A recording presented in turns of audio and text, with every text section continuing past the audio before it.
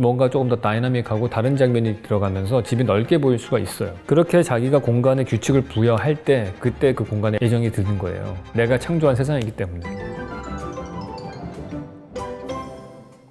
네, 안녕하세요, 왓슨 여러분. 오늘은 원룸에 대해서 좀 얘기를 나눠보도록 하겠습니다. 원룸이라고 하면은 흔히 뭐 되게 최근 들어서만 있는 거라고 생각하시는데, 사실 제가 어렸을 적에도 새 들어 사시는 분들 다 원룸이었던 것 같아요. 방 하나 빌려가지고 온 식구가 다 살고 막 그런 적들이 많았거든요. 그때 당시에는 지금 원룸보다도 훨씬 더 열악했습니다. 그거 보시고 싶으면은 헤이리에 가면은 근현대사박물관 그런 것들이 있거든요. 거기에 이렇게 그대로 띄어서 재현해 놓은 거 있어요. 지금의 고시원만한 사이즈의 그런 것들인데 막 벽지도 없어서 신문지 발라놓고 있고, 당연히 연탄가스 다 새가지고 사람들 죽기도 하고 그랬던 시절이 있었고요. 근데 원룸이라고 하는 거에는 여러 가지를 내포하는 것 같아요.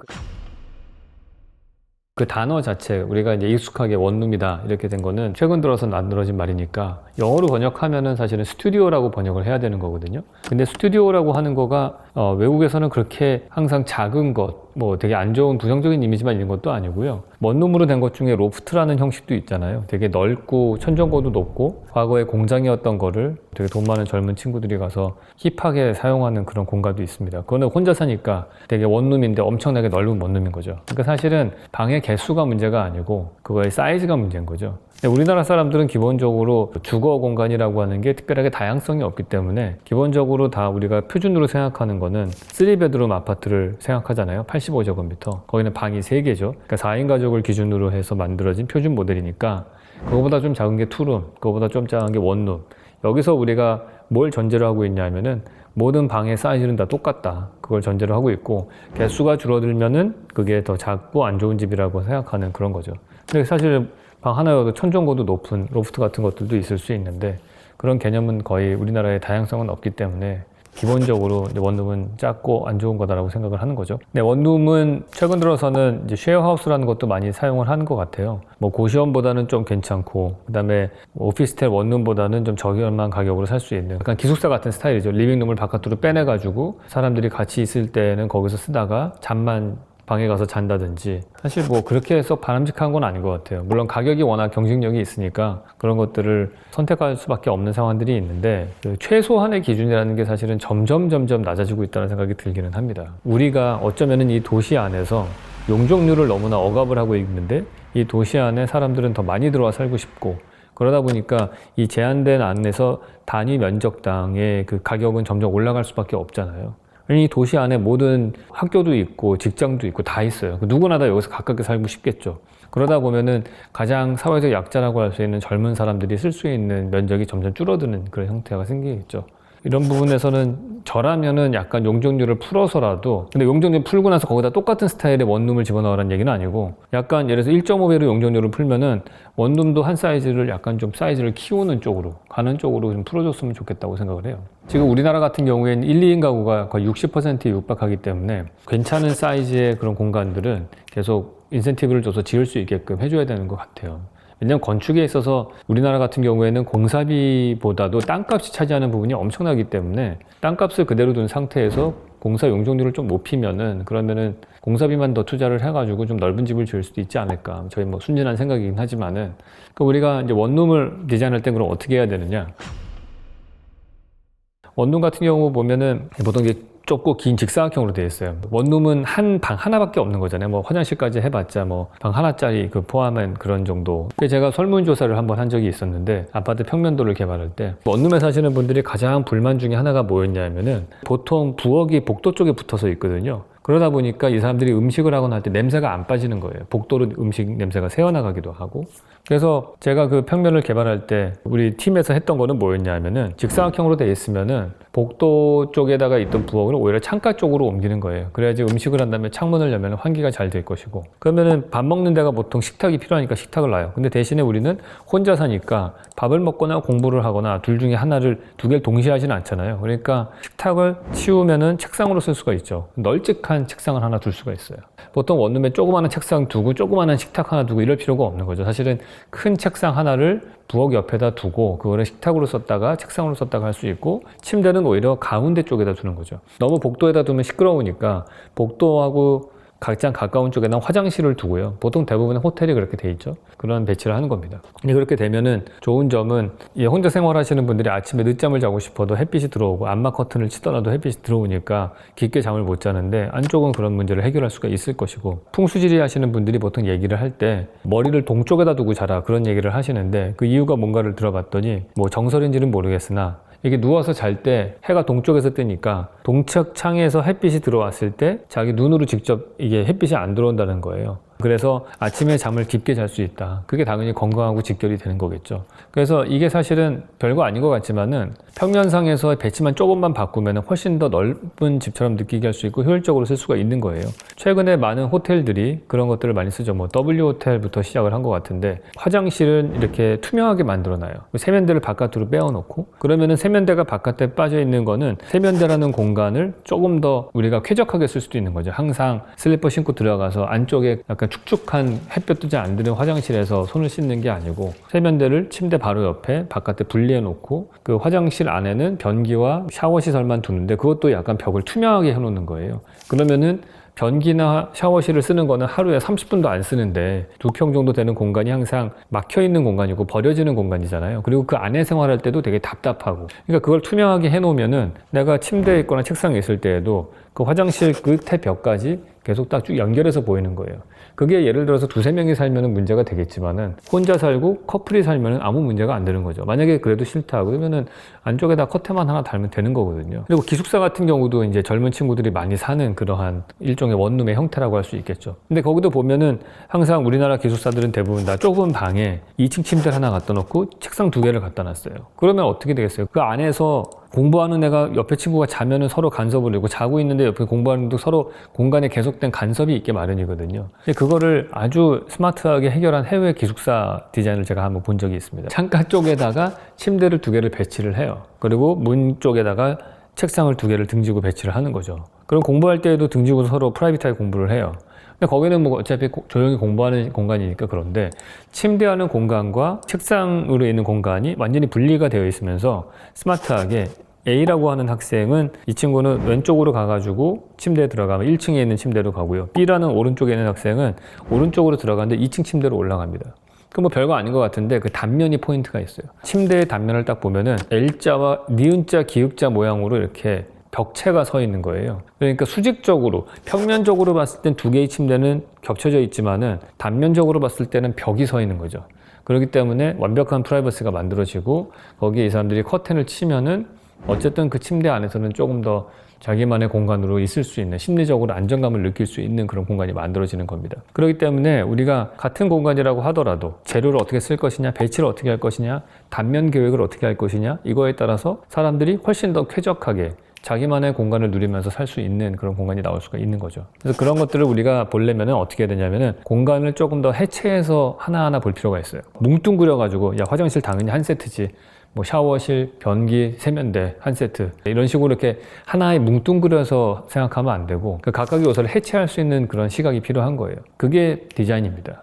아까 쉐어하우스 얘기를 하면은 제가 쉐어하우스 별로 안 좋아하는 이유가 제 개인적인 경험이 있어서 그래요. 대학원 때 기숙사로 있었던 그 건물이 옛날에는 호텔이었다가 기숙사를 바꾼 거였거든요. 부엌을 한 층에서 다 같이 쓰고요. 거실도 같이 써요. 1층에서 다 같이. 복도에서 딱 들어가면은 화장실이 있고요. 왼쪽으로 들어가면 2명이 쓰는 방이 있고 오른쪽으로 들어가면 저와 제 룸메이트가 쓰는 방이 있고 그 방을 통과해서 가면 안쪽에 좀 고참이 쓰는 혼자 쓰는 방이 하나 있어요. 그러니까 그 친구가 학교 생활한 지 한 6년 된 제 고참이 박사과정에 있는 친구였는데 걔가 제일 프라이빗하죠. 그 친구는 저희 방을 거쳐서 들어가요. 그러니까 저하고 제 룸메이트 친구는 자고 있으면 누가 왔다 갔다 해야 되는 그런 상황인 거예요. 그러니까 전혀 프라이버시가 없는 그런 공간이었던 것 같아요. 근데 뭐 제 기억에는 거기서 거의 기절해서 잠만 잔 기억밖에 없기 때문에 기숙사에서의 기억은 사실은 거의 없는데 어쨌든 그 공간이 만약에 제가 설명드렸던 그런 단면을 가진 그런 공간이었다면은 조금 더 나만의 프라이버시를 만들 수 있는 공간이었다면 제가 거기서 더 많은 일을 했겠죠. 모든 공간이 다 퍼블릭한 공간이나 마찬가지인 거예요. 그러니까 그런 것들은 사실은 너무 최소한의 주거 환경이었던 것 같다는 생각이 들어요. 우리가 되게 잘 살게 됐잖아요. 그래서 원룸이라고 하는 거는 한 사람당 한 15평 정도 되는 그런 공간이었으면 좋겠다라고 생각을 해요. 누군 또 왜 15평이냐? 저도 모르겠어요. 어쨌든 요즘에 7, 8평이니까 그거보다는 최소한 1.5배는 넓어져야 된다고 생각하거든요. 그만큼 우리 GNP도 올라갔고 우리의 삶의 질도 높아졌기 때문에 주거의 최소 기준 올라갔으면 좋겠다고 생각을 합니다. 뭐 사람의 성향에 따라 다르고 원룸의 사이즈가 얼마냐에 따라 다른 것 같아요. 제가 또 하나 개발했던 원룸 평면 중에 하나가 뭐가 있었냐 하면은 세면대를 띄워다가 방의 가운데, 그러니까 이렇게 있으면은 일로 들어오고 부엌이 여기 있고 샤워가 가운데 박스 형태로 들어가 있는 게 있었어요. 이쪽에 장이 있고 뭐 세면대가 있었나 그래요. 그 아파트 설명할 때도 제가 말씀드렸었는데 이쪽으로 들어가서 이렇게 나오는 순환형 동선이 나오잖아요. 이게 훨씬 더 다양한 퍼스펙티브, 투시도적인 장면들을 만들어내는 거예요. 우리가 좁은 공간을 넓게 만드는 방법 중에 하나가 장면들을 여러 개의 다른 장면으로 만들어야 되는 거거든요. 만약에 집이 좁다고 해서 하나로 이렇게 해놓으면은 여기서도 얘를 봐도 똑같고 여기서 봐도 똑같고 이 공간이 항상 한 번에 다 인식이 되잖아요. 근데 만약에 내가 여기에 뭐 어떤 커튼을 하나 쳤다고 칩시다. 아니면 평면 사각 TV 같은 걸 하나 놨다든지 이래서 이걸 통해서 왼쪽으로 갈 수도 있고 오른쪽으로 갈 수도 있고 장면이 TV를 기점으로 해서 이쪽과 반대쪽이 완전히 다른 장면이 나올 수 있죠. 그렇게 됐을 때 뭔가 조금 더 다이나믹하고 다른 장면이 들어가면서 집이 넓게 보일 수가 있어요. 근데 이게 고시원에서 이러면 안 되죠. 고시원 같은 좁은 방은 이런 걸 뭐 순환형 동선 이런 거는 택도 없는 거잖아요. 그러니까 너무 좁기 때문에 안 되는 경우들도 있어요. 근데 어느 정도 사이즈가 정도 됐을 때는 이런 그 배치를 통해서 다양한 장면들을 만드는 거는 저는 추천드리고 싶어요. 근데 역시 제가 딴 데서 말씀을 드렸는지 모르겠는데 가장 좋은 원룸의 인테리어는 물건을 갖다 버리는 겁니다. 그러니까 너무 많은 물건이 있으시면 좀 버리시고요. 이렇게 딱 옷 좀 보시고서 2년 동안 내가 한 번도 안 입은 옷이다. 그러면 다 기부하십시오, 그냥. 두 번째는 뭐가 있을까요? 정리정돈을 잘해야 된다. 이 핵심이에요. 어느 공간에 애정을 가지게 되는 순간은 어떤 때냐면은 내가 가꾸고 내가 규칙을 부여했을 때예요. 미국 같은 경우에 나이 드신 할머니, 할아버지들의 최고의 럭셔리한 어떤 취미 중에 하나가 가드닝이에요. 그러면 가든이라고 하는 거는 몇십 평 되는 그 땅을 내가 선택한 꽃, 내가 선택한 나무, 배치에 따라서 하나의 세상을 구축하는 거잖아요. 근데 그게 행복한 이유는 뭐냐면 그 안에 내가 모든 규칙을 부여하기 때문에 그런 거예요.